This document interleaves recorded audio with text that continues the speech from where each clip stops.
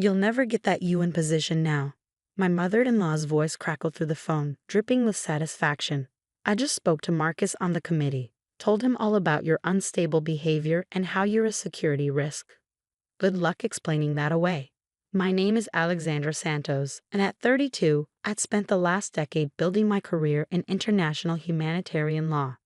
The United Nations position I'd been shortlisted for would have put me at the forefront of refugee advocacy, a dream I'd worked towards since law school. But standing in my Geneva apartment, listening to Diana Porter gloat about sabotaging my career, I felt a strange sense of calm. Thank you for letting me know. I reply evenly, my voice steady despite the anger coursing through my veins. That's it. Diana scoffed. No begging? No tears? James was right. You really are cold. I thought about my husband, who was currently away on a medical mission in Sudan. James had always stood by me, even when his mother's interference in our lives became increasingly aggressive. But this time, Diana had gone too far. Actually, I said, glancing at my laptop screen where my email inbox was open, I appreciate you telling me about your conversation with Marcus. It makes things much simpler. Simpler? Diana's voice wavered slightly. What do you mean? Goodbye, Diana. I ended the call and turned my attention to the email I'd received just minutes before her call. The one she didn't know about. From International Committee Review Board. Subject: Complaint Investigation. Position code UNHRL 2025. The timing was almost poetic. Diana had no idea that Marcus, her old family friend on the committee, had already flagged her interference. Her attempt to sabotage my application had triggered an automatic ethics review. My phone buzzed with texts from Diana. You can't ignore me. I'm only trying to protect the UN from someone like you. James will hear about this. I forwarded the messages to my secure email, adding them to the growing file of Diana's documented interference in my career. This wasn't the first time she tried to derail my professional life, but I was determined it would be the last. 3 years ago, when I first met James at a medical conference in Brussels, Diana had seemed supportive. She'd bragged to her friends about her son dating an international lawyer, posted proud photos on social media about her brilliant daughter-in-law. But things changed after the wedding. My dedication to refugee advocacy meant frequent travel, something Diana deemed selfish and unfair to James. She began showing up unannounced at our apartment when I was away, calling James constantly with manufactured emergencies, and making snide comments about how real wives prioritize family over career. James understood my passion because he shared it. His work as a trauma surgeon with Doctors Without Borders meant he too was often away. We made our unconventional marriage work through trust, understanding, and complete support of each other's missions. Diana never accepted this. My computer pinged with another email. From Dr. Amara Patel.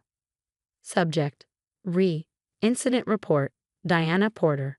Dr. Patel was the head of the UN's Ethics Committee, and I'd worked with her previously on cases involving interference in diplomatic appointments. Her response was swift and clear. Alexandra, thank you for bringing this to our attention. Mrs. Porter's actions constitute a serious breach of our selection process protocols. We'll need your full documentation of previous incidents. The committee will convene tomorrow at 9 a.m. Geneva time. I opened my secure drive and began organizing the evidence I'd been collecting. Recordings of Diana's threatening voicemails, screenshots of her emails to my previous employers, documentation of her attempts to access my professional records. I'd learned early in my legal career to keep meticulous records, a habit that was about to pay off. My phone rang again. James this time. I took a deep breath before answering. Alex? His voice was tired but warm. Mom just called me in hysterics, saying you're trying to ruin her reputation. What's going on? I explained everything. Diana's call, her interference with the UN position, the ethics review. James was silent for a long moment. I'm so sorry, he finally said. I knew she was having trouble accepting our lifestyle, but this is unforgivable. What do you need from me? Just your support, I replied, feeling the tension in my shoulders ease. The ethics committee will handle the rest. You have it, always. He paused. I can try to get emergency leave. No, I said firmly. Your patients need you. I can handle your mother. After we hung up, I sat at my desk looking out over Lake Geneva. The lights of the UN headquarters glittered in the distance, a reminder of everything I'd worked for. Diana thought she could use her connections to destroy my career, but she underestimated both my preparation and my determination. My laptop pinged again. Another email from Dr. Patel. Emergency Ethics Committee session scheduled for tomorrow morning. Mrs. Porter has been formally notified. Given her claims of personal connection to committee member Marcus Chen, we've escalated this to the Secretary General's office. I allowed myself a small smile. Diana had no idea that Marcus Chen, her supposed old friend on the committee, had been one of my strongest advocates during the application process. He'd recognized my work in refugee camps across Syria and Yemen, and he'd been the one to recommend me for the position. My phone buzzed one last time, another text from Diana. "You've made a terrible mistake. I have friends in high places." I didn't bother responding. Tomorrow, Diana would learn exactly what happens when you try to manipulate a system designed to protect against exactly this kind of interference. As I prepared my documentation for the morning's meeting, I felt surprisingly peaceful. Sometimes the best response to manipulation isn't anger or revenge, it's simply letting the truth come to light. The sunrise over Lake Geneva would bring more than just a new day. It would bring accountability, and with it, the end of Diana's interference in my life and career. The UN Ethics Committee conference room was imposingly silent as Dr. Pato reviewed the evidence displayed on the large screen. Diana sat across the table, her usually perfect composure cracking as each piece of documentation appeared. Emails, voice messages, surveillance footage of her attempting to enter secure areas using James's medical credentials.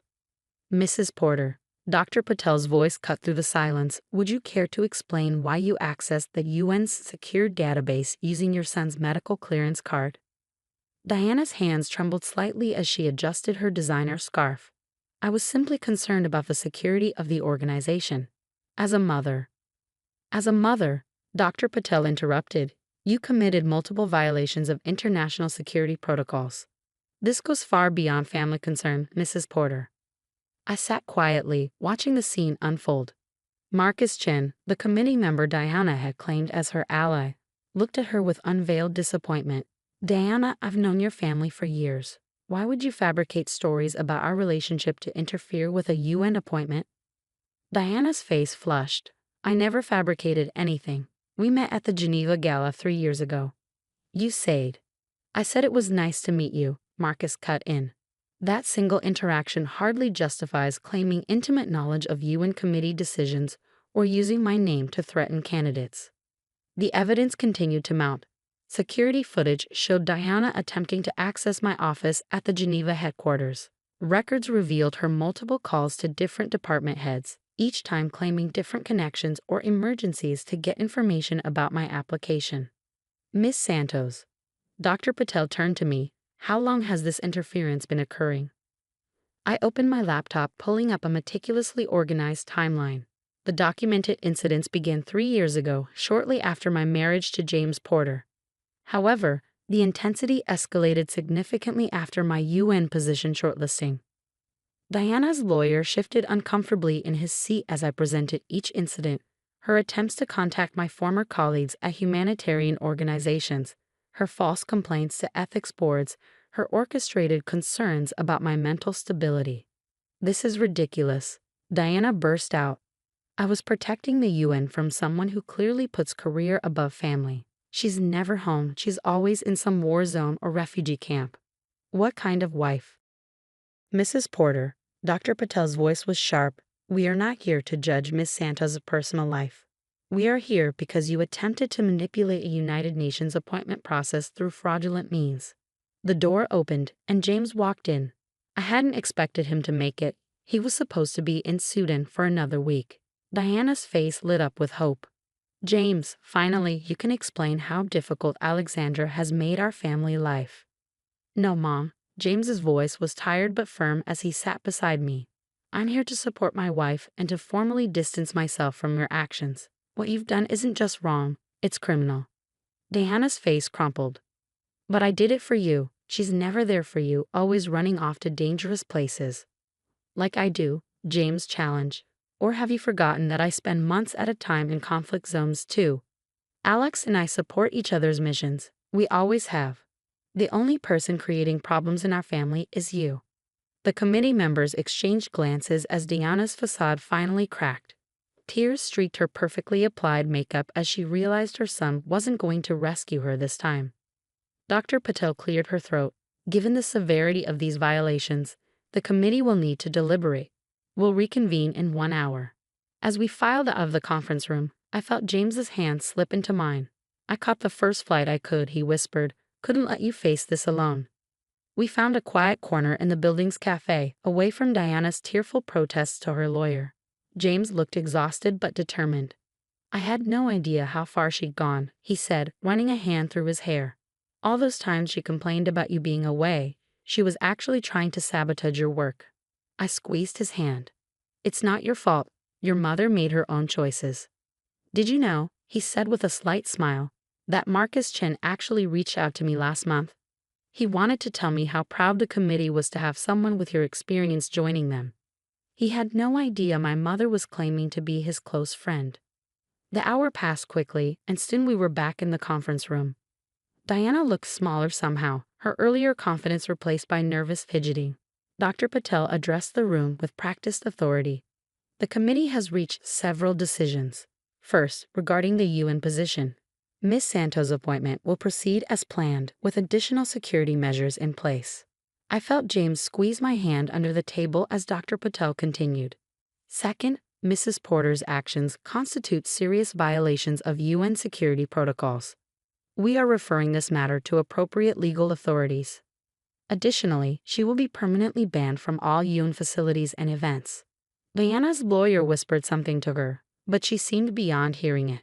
Her carefully constructed world of social influence and manipulation was crumbling around her. Finally, Dr. Patel concluded, "Given Mrs. Porter's claims about committee relationships, we are launching a full review of any appointments she may have attempted to influence in the past." As the meeting adjourned, Diana made one last attempt to approach us. "James, please, you can't let them do this to your own mother." James stood firm, his arm around my waist. "You did this to yourself, Mom. It's time for you to face the consequences of your actions." We watched as Diana was escorted out by security, her proud shoulders finally slumped in defeat.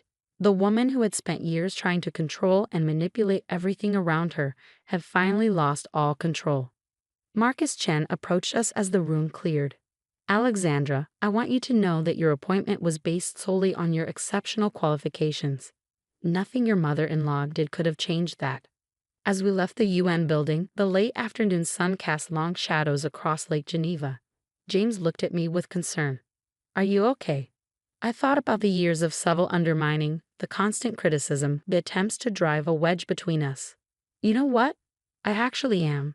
For the first time in years, I feel like I can breathe." "Good," he smiled. "Because I hear the refugee camp in Sudan could use a brilliant humanitarian lawyer. Know anyone who might be interested?" I laughed, feeling lighter than I had in months, only if they don't mind working alongside a dedicated trauma surgeon. The truth had finally come to light, and with it, the freedom to continue the work we both believed in, without interference, without manipulation, and without Diana's shadow hanging over us. 5 years after Diana's dramatic downfall at the UN headquarters, I stood at a podium in New York, addressing the General Assembly about our new Refugee Protection Initiative. The program, which combined medical care with legal advocacy, had already helped thousands of displaced families across 3 continents. Looking out at the sea of faces, I spotted James in the audience, now the head of international medical response for our joint program. Next to him sat our 3-year-old daughter Sophia, adopted from one of the Syrian refugee camps we'd worked in. She was drawing quietly, probably another picture of what she called our helping people work. Life had changed dramatically since that day in Geneva. Diana's actions had triggered more than just personal consequences. Her case had led to a complete overhaul of UN security protocols and vetting processes. The Porter Protocols, as they became known in diplomatic circles, now protected humanitarian appointments from external interference. After the Ethics Committee's decision, Diana had retreated to her country house in France. Her social circle, once vast and influential, had shrunk considerably after the scandal. The last we'd heard, she'd started volunteering at a local homeless shelter, perhaps finding redemption in actually helping others instead of just claiming social prominence. The success of our integrated approach, I continued in my speech, proves that when we combine medical care with legal protection, we create lasting change for displaced communities. As I stepped down from the podium, the applause was interrupted by Sophia's clear voice. "That's my mama," causing ripples of warm laughter through the assembly. James scooped her up, making his way toward me through the crowd of diplomats and humanitarian workers. "Brilliant as always," he whispered, kissing my cheek. Sophia reached for me, her small hands patting my face. "Mama, can we go see the big globe now?" she asked, referring to the iconic sculpture in the UN Plaza. It had become our post-speech tradition. As we walked through the building, I received a surprising message from Marcus Chen, who had become a mentor over the years. "Diana reached out to me today.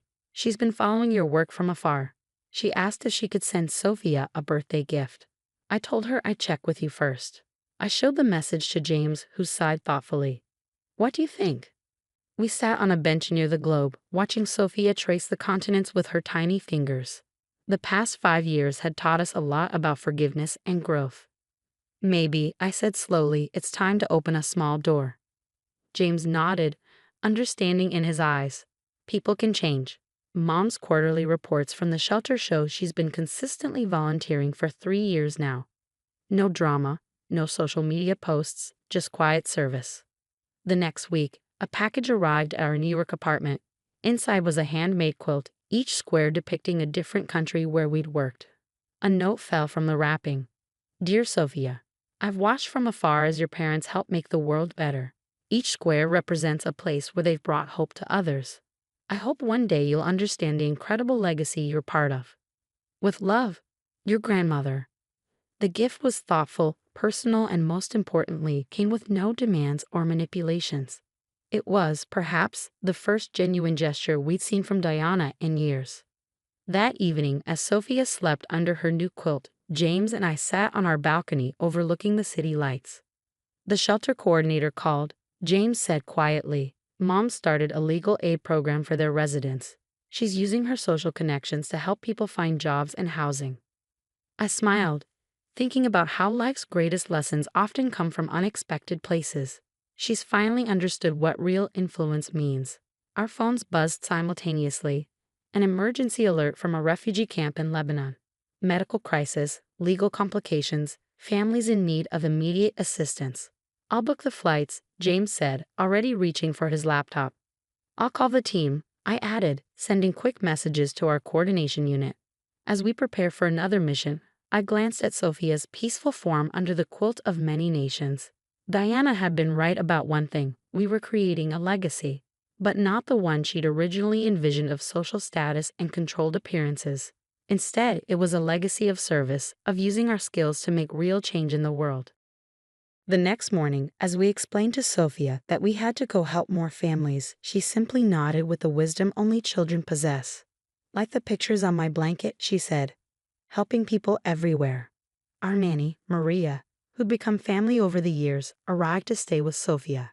As we headed to the airport, I sent a brief message to Diana. "Sophia loves the quilt. Thank you for understanding what really matters." Her reply was simple: "Safe travels. The world needs you both." 5 years ago, I'd stood in a Geneva apartment, listening to Diana threaten my career. Now I was boarding a plane with my husband, heading to help more families, our daughters safe under a quilt that told our story. Sometimes the happy endings aren't what we expect, they're better. Life had taught us that true success isn't measured by social status or control, but by the lives we touch and the changes we make. Diana's interference had tried to stop this journey, but instead it had only made our purpose clearer. As our plane took off to Lebanon, I thought about how far we'd all come. Sometimes the greatest victories aren't in defeating others, but in helping them find a better way forward.